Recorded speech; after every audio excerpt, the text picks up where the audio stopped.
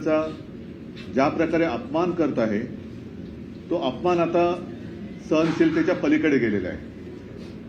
जेव्हा कोश्यारी नावाचे एक गृहस्थ राज्यपालपदी बसवले गेले होते त्यांनी महात्मा ज्योतिराव फुले सावित्रीबाई फुले यांचा अपमान केला होता। त्यांच्या लग्नाच्या वयावरनं त्यांनी हसत हसत एक विचित्र टिप्पणी केली होती। त्याच्यानंतर छत्रपती शिवाजी महाराजांचा त्यांनी अपमान केला होता। आम्ही मोर्चा जरूर काढला होता, पण भारतीय जनता पक्षाने ना त्यांच्याकडून माफी मागवली किंवा ना त्यांना दूर केलं। मधल्या काळामध्ये घाईघाईने छत्रपती शिवाजी महाराजांचा पुतळा बसवताना सुद्धा त्या पुतळ्यात भ्रष्टाचार केला गेला। तो पुतळा 8 महिन्यामध्ये पडला। त्याच्यानंतर काय घडलं आपल्याला सर्वांना कल्पना आहे। महाराष्ट्र हा जणू काही गांडुळांचा प्रदेश आहे असं भाजपच्या वरिष्ठ नेत्यांना वाटायला लागलेलं आहे। महाराष्ट्रातले उद्योग सुद्धा ते ओरबाडून गुजरातला नेत आहेत, नेलेत, अजूनही नेत आहेत। मुंबईचं महत्त्व मारायला बघतायत आणि आता तर कहर झाला। काल आपल्या देशाचे गृहमंत्री अमित शहा आणि भाजपाचे एकेकाळचे अध्यक्ष अमित शहा यांनी अत्यंत उर्मटपणाने देशातला ज्यांनी घटना दिली, संविधान दिलं, त्या महाराष्ट्राच्या सुपुत्राचा, महाराष्ट्राच्या महामानवाचा, देशाच्या महामानवाचा ज्या प्रकारे उल्लेख केला की आंबेडकर आंबेडकर अब फॅशन हो गई है। तो व्हिडिओ माझ्याकडे आहे, तुमच्या हातात असेल तर वाजून दाखवा। म्हणजे आंबेडकरी फॅशन झाले। त्याच्याऐवजी जर का देवाचं नाव घेतलं असतं तर 7 जन्मात पुण्य तरी लाभलं असतं। आजचा अत्यंत खिणकस आणि उद्दाम उल्लेख जो काही केलेला आहे, मला असं वाटतं आता भाजपच्या ढोंगावरचा पूर्णपणे बुरखा फाटलेला आहे। त्यांच्या नाम अगर भगवान का लेते तो 7 जन्मों तक स्वर्ग मिलता था। अभी एक फैशन हो गया है, आंबेडकर आंबेडकर आंबेडकर आंबेडकर आंबेडकर आंबेडकर। इतना नाम अगर भगवान का लेते तो 7 जन्मों तक स्वर्ग मिलता था। हा अत्यंत उद्दामपणा आहे आणि भाजपचं ढोंग हे समोर आलेलं आहे। भाजपचा बुरखा फाटलेला आहे। यांचं हिंदुत्व म्हणजे मुंह में राम आणि बगल में छुरी असं यांचं हिंदुत्व आहे। यांना महाराष्ट्र खतम करायचं आहे। आपल्याखेरीज दुसरा कोणीही भविष्यामध्ये या देशामध्ये जन्माला आलाच नव्हता असं त्यांना दाखवायचं आहे। नेहरू नेहरू करता करता आता हे आंबेडकरांवरती बोलायला लागले। एवढ्यांची हिंमत वाढलेली आहे। आता मला जे भारतीय जनता पक्षाला पाठिंबा देणारे जे इतर पक्ष आहेत, मग तो नितीश कुमार असतील, चंद्राबाबू आहेत, विशेष म्हणजे रामदास आठवले काय करतायत? रामदास आठवले राजीनामा देणार आहेत का? अगदी महाराष्ट्रामध्ये सुद्धा भारतीय जनता पक्षासोबत जे आमचे मिंदे गेलेत, अजित पवार गेलेत, त्यांना सुद्धा बाबासाहेबांचा अपमान मान्य आहे का? आणि बाबासाहेब आंबेडकर आंबेडकर आंबेडकर ही खरंच फॅशन झाली का? हे त्यांना मान्य आहे का? हे आता येत्या काही दिवसामध्ये कळलं पाहिजे।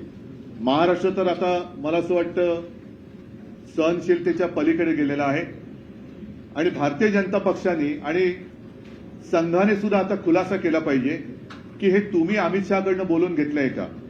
कारण अदानीचं नाव घेतल्याबरोबर आभाळ कोसळावा तसा भाजपा कोसळतो। जो अदानीवरती आरोप करतो त्याच्यावरती भाजपा कोसळून पडतो। आता बाबासाहेबांचा उल्लेख असा केल्यानंतर भारतीय जनता पक्ष हा अमित शहांवरती काही कारवाई करणार आहे का? आणि नाही तर मी तर स्पष्ट म्हणतो की भाजपचं ढोंग आता उघड पडलेलं आहे। भाजपचंच जो आतलं जे काही काळं आहे, हृदयातलं काळं, हे बाहेर आलेलं आहे आणि आता तरी महाराष्ट्राने आणि देशाने शहाणं झालं पाहिजे। आम्ही जे लोकसभेच्या वेळेला म्हणत होतो की यांना संविधान बदलायचं आहे, संविधान बदलायचं आहे, दुर्दैव असं की संसदेमध्ये चर्चा ही संविधानावरतीच सुरू आहे। संविधानाला आता 75 आपल्या स्वातंत्र्याला 75 वर्ष झाली आणि त्यानिमित्ताने संविधानावरती चर्चा सुरू असताना ज्यांनी संविधान आपल्याला दिलं त्या आंबेडकरांबद्दल, बाबासाहेबांबद्दल, आपल्या महामानवाबद्दल अमित शहा सारखा एखादा माणूस एवढ्या उद्दामपणाने आणि तुच्छतेने बोलू कसा काही शकतो याचं उत्तर मिळालं पाहिजे। नाहीतर भारतीय जनता पक्षाला सत्तेवरती राहण्याचा अधिकार नाही। घटनाकर्त्यांचा अपमान करणाऱ्याला जर का ते अभय देणार असतील तर मला असं वाटतं मोदींनी सुद्धा सत्तेवरती राहता कामा नये. त्यांनी एकतर अमित शहावरती कारवाई करावी, नाहीतर मोदींनी सत्ता सोडावी.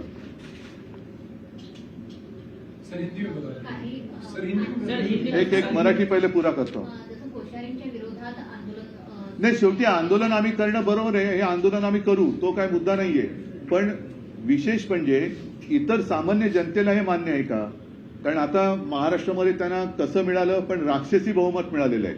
त्याच्यामुळे महाराष्ट्राला कसंही वाकवा, महाराष्ट्राला कसंही झोडा, महाराष्ट्राच्या दैवताचा काही कोणीही अपमान करा, तो महाराष्ट्र काही करत नाही, काही करू शकत नाही, अशा मस्तीमध्ये हे वागायला लागलेले आहेत. आणि ही मस्ती आता मोडण्याची वेळ आलेली आहे. भारतीय जनता पक्षाने ताबडतोब त्यांच्याकडनं काय आम्ही आंदोलन करू, पण भारतीय जनता पक्ष काय करणार आहे? अन्यथा जिथे जिथे भारतीय जनता पक्षाचे नेते महाराष्ट्रामध्ये आहेत तिथल्या नेत्यांना जनतेने विचारायला पाहिजे की हे तुम्हाला मान्य आहे का? आंबेडकरांचा अपमान तुम्हाला मान्य आहे का? मी सगळ्यांनाच म्हणतो, आंबेडकर त्यावेळेला एका पक्षाचे नव्हते. माझ्या आजोबांचे आणि त्यांचेही चांगले ऋणानुबंध होते.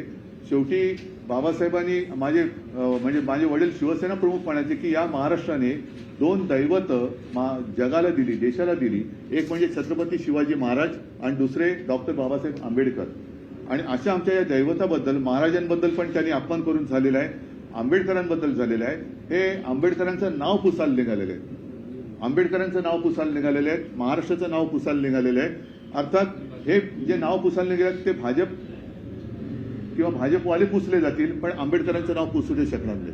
सर, लोकसभेला तुम्ही जो मुद्दा उपस्थित केला, संविधान बदलायचं आहे, याला बहुमत आणून, आणि आता थेट आंबेडकरांचाच अपमान केला, सुरुवात झाली कुठेतरी आता? सुरुवात म्हणजे त्यांचा निर्लज्जपणा समोर आलेला. हा भाजपचंच हे ढोंग आहे, भाजपच्या मनातलं काळं.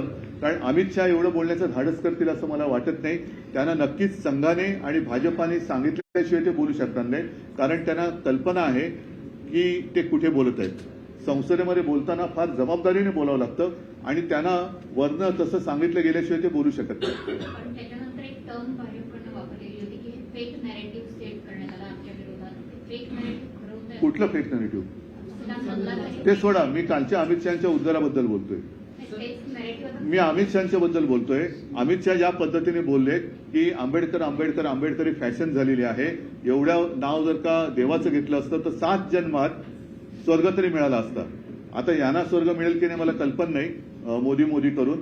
पण आंबेडकर आंबेडकर एवढे लाखो भक्त, करोडो भक्त या देशामध्ये त्यांचे आहेत. सगळेच जण पक्षाच्या पलीकडे गेलेला हा महामानव आहे. आणि म्हणून मला तरी हे सहन होत नाही, म्हणून मी आपल्या माध्यमातून जनतेशी बोलतोय. या आधी संविधानाचा मुद्दा, त्याच्यानंतर आता थेट आंबेडकरांवर बोललं जात आहे. एकीकडे थेट मनू आणि त्याच्यानंतर संविधान असं कंपॅरिझन चालू आहे असं मला काही वाटतंय? नाही, शेवटी आंबेडकर त्रासले होते ते याच मनोविकृतीमुळे.